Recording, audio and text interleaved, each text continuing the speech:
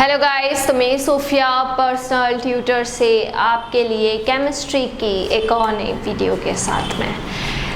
ये बहुत ज़्यादा स्लो मोशन में था थोड़ा सा, ठीक है। चलिए तो हम आगे बढ़ते हैं। हमने स्टार्ट किया है 2020 का क्वेश्चन पेपर। क्वेश्चन पेपर हम 2020 का यहाँ पर पूरा कंप्लीट करने वाले हैं। और उसकी अगर हम यहाँ पर बात करें क्वेश्चन नंबर 37, वैसे तो मैंने आपको लास्ट वाली वीडियो में क्वेश्चन नंबर 37 करवा दिया है। अब तुम बोलोगे मैम क्वेश्चन नंबर 37 तो आप कितने टाइम से हमारी क्लास ले रहे हो 2020 की। मैं बहुत टाइम से आपकी क्लासेस नहीं ले रही हूँ। एक्चुअल में मैं अभी पीछे से पेपर स्टार्ट कर रही हूँ। हम जो मेजर क्वेश्चन हैं उसको पहले कवर अप कर रहे हैं। क्वेश्चन नंबर जो आपका 37 है उसका पहला पार्ट जो था और का ऑप्शन वाला, फर्स्ट पार्ट मैंने आपको करवाया। क्या था फर्स्ट पार्ट? मैकेनिज्म था इथीन टू इथेनॉल। अब उसी का सेकंड पार्ट, तो वो मैकेनिज्म 2 मार्क्स में था। और ये जो सेकंड पार्ट है क्वेश्चन नंबर 37 के और का बी पार्ट, ये वाला जो आपका मैकेनिज्म है, ये जो मैकेनिज्म मैं आपको करवाने वाली हूँ ये है आपका 3 मार्क्स का, ठीक है। ये आपका 3 मार्क्स का क्वेश्चन है ना।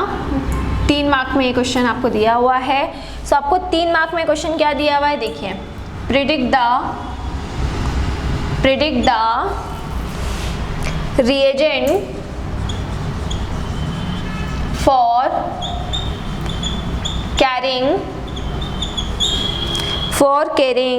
out the following conversions।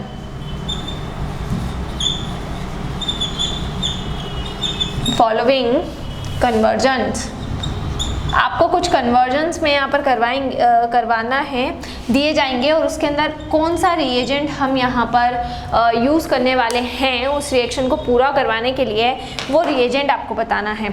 जैसे सबसे पहला आपका कन्वर्जन दिया हुआ है फिनॉल, ठीक है, टू बेंजोक्विनोन।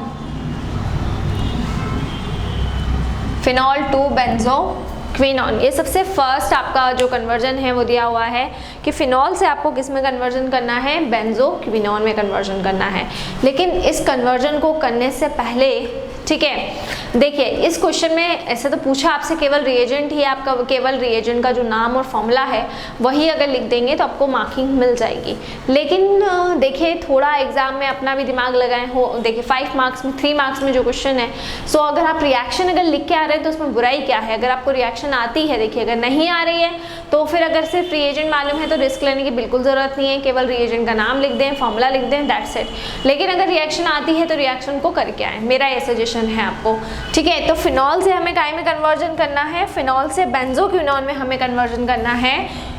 इसके लिए हम कौन सा रिएजेंट यूज़ करते हैं, ठीक है, क्लियर है ना। तो सोडियम डाइक्रोमेट इसका आंसर होगा। सोडियम डाइक्रोमेट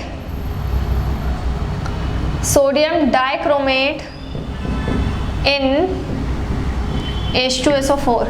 सल्फ्यूरिक एसिड के अंदर सोडियम डाइक्रोमेट जो है उसको आपको लेना है और उससे आपको रिएक्शन करवानी है, ठीक है, क्लियर। तो रिएक्शन ही लिख देती हूँ मैं आपकी। देखिए यहाँ पर कि रिएक्शन किस तरीके से होगी।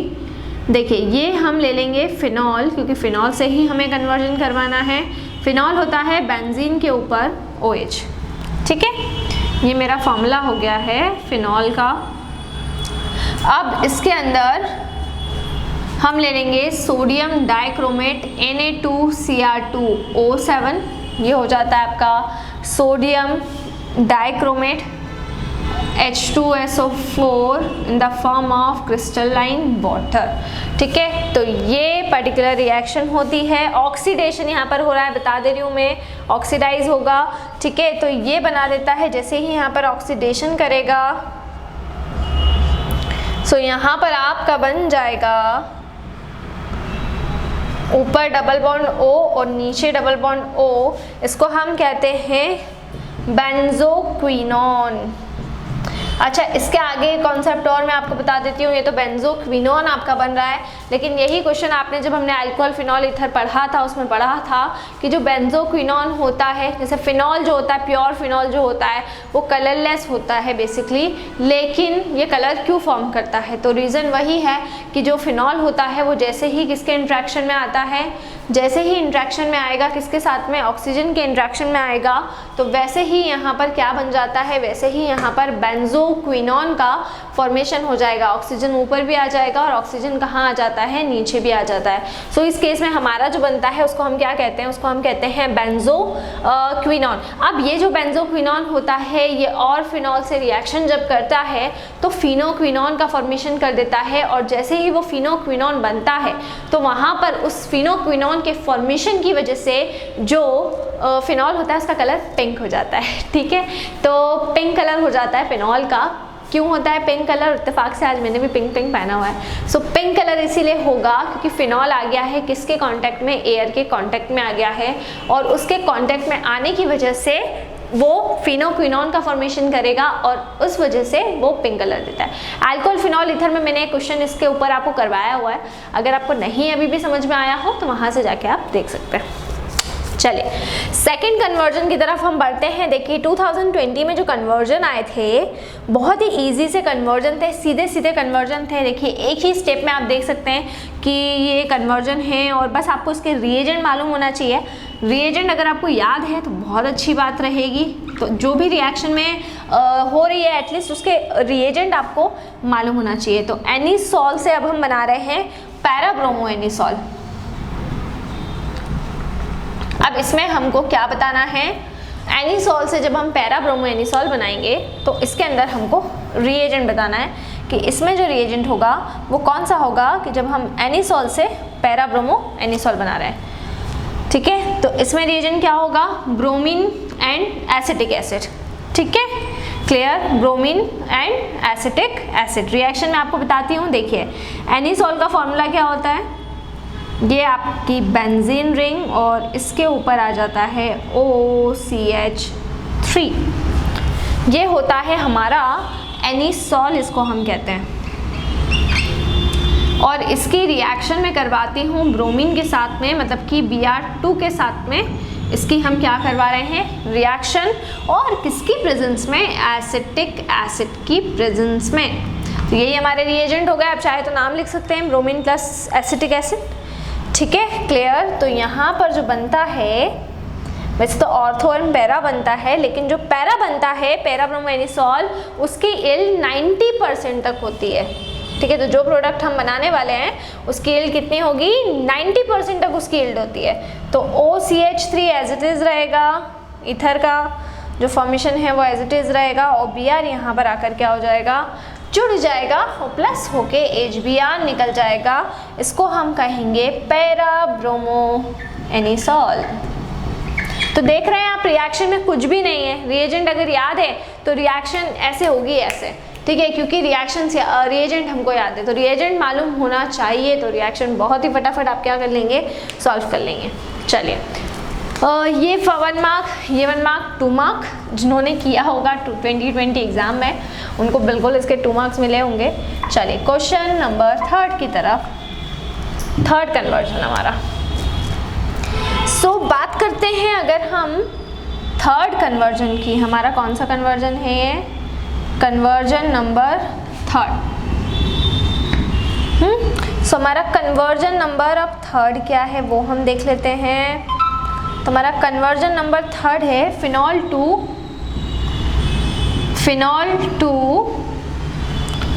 2,4,6 ट्राई ब्रोमोफिनॉल। ठीक है, अब देखिए फिनॉल का जो हेलोजिनेशन होता है ना, अब यहाँ बच्चे थोड़ा सा कंफ्यूज होंगे क्योंकि फिनॉल का जो हेलोजिनेशन होता है वो 2 तरह से होता है। या तो फिनॉल से बनता है 2,4,6 ट्राइब्रोमोफिनॉल, ये एक कन्वर्जन, या फिर जो फिनॉल होता है वो देता है ऑर्थो एंड पैरा ब्रोमोफिनॉल। सो ये यहाँ पर आपको 2 टाइप के कन्वर्जन्स को प्रोसीड कराना होंगे, या तो फिनॉल से बनाना है 2,4,6 ट्राइब्रोमोफिनॉल, और या फिर आपका ऑर्थो पैरा ठीक है, फिनॉल बनेगा। लेकिन दोनों के अंदर जो रिएजेंट का फ़र्क रहेगा, देखें उस केस में जब ऑर्थो एंड पैरा प्रोडक्ट बनाना है तो हमें ब्रोमीन के साथ में कार्बन डाइसल्फाइड को लेना पड़ेगा, CH2 को लेना पड़ेगा। लेकिन जब हम 2,4,6 ट्राइब्रोमोफिनॉल के साथ में रिएक्शन करवाएंगे, फिनॉल से 2,4,6 ट्राइब्रोमोफिनॉल बनाएंगे, सो उस केस में आपको किसको लेना है, आपको लेना है ब्रोमीन वाटर को। सो ब्रोमीन वाटर को आपको यहाँ पर ले लेना है। अब ब्रोमीन वाटर को हम कैसे लेंगे, देखिए ये फिनॉल को हमने ले लिया और इसकी रिएक्शन हम करवा रहे हैं, डायरेक्ट मैं एरो बना दे रही हूँ, ब्रोमीन वाटर के साथ में। ठीक है, ये आपका हो जाएगा ब्रोमीन वाटर, Br2 और वाटर। सो होता क्या है, जब Br2 के साथ में आप रिएक्शन करवाते हैं तो आप 3Br2 ले सकते हैं। अगर इसको बैलेंस आपको करना हो तो 3Br2 आप ले लें। ठीक है, तो ये आपका बन जाएगा, देखिए Br याली पोजीशन पे, Br याली पोजीशन पे और Br याली पोजीशन पे। तो ये बन गया आपका 2,4,6 ट्राइब्रोमोफिनॉल, है ना, और प्लस होके निकल जाएगा 3HBr। ठीक है, तो 2,4,6 ट्राइब्रोमोफिनॉल और प्लस होके क्या निकलेगा, प्लस होके निकलेगा 3HBr। ठीक है, आ रही बात समझ में। तो ब्रोमीन वाटर के साथ में रिएक्शन हमको करवानी है। ठीक है, फिनॉल की किसकी रिएक्शन करवानी है, फिनॉल की रिएक्शन करवानी है किसके साथ में, ब्रोमीन वाटर के साथ में हम करवाएंगे। तो बनेगा 2,4,6 ट्राइब्रोमोफिनॉल, ठीक है, और HBr बाहर। लेकिन अगर कार्बन डाइसल्फाइड के प्रेजेंस में ले लेंगे तब फिर क्या बनेगा, ऑर्थो और बेरा। लेकिन आपको ये आया था तो मैंने ये वाला टाइप करवाया। तो यहाँ रिएजेंट क्या है, यहाँ पे रिएजेंट है ब्रोमीन वाटर। ठीक है, सो ये हमने यहाँ पर किया। क्वेश्चन नंबर 37 का और वाला जो क्वेश्चन था उसको हम पूरा कर चुके हैं, क्योंकि इसमें 2 ही क्वेश्चन थे।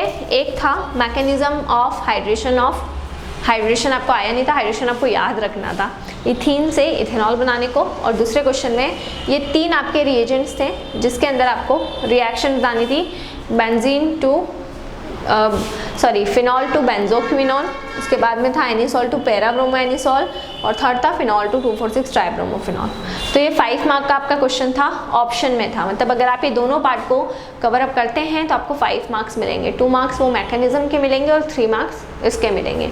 अब इसके अलावा जो फर्स्ट पार्ट था इसका, उसको मैं नेक्स्ट वाली वीडियो के अंदर आपको कवर अप करवाने वाली हूँ। तो जो भी फर्स्ट पार्ट है उसको मैं आपको वो वाली वीडियो में कवर अप करवाऊँगी। तो घर पर रहें, सुरक्षित रहें, बाहर ना निकलें। 2020 का पेपर हम सॉल्व कर रहे हैं, तो 2020 का पेपर घर पे ही बैठ के सॉल्व करें, बिल्कुल भी बाहर ना निकलें। ठीक है, अब स्कूल्स खुलने के चांसेस तो अभी कुछ आसान लग नहीं रहे हैं, तो घर पर रहकर ही आपको स्टडी करना है।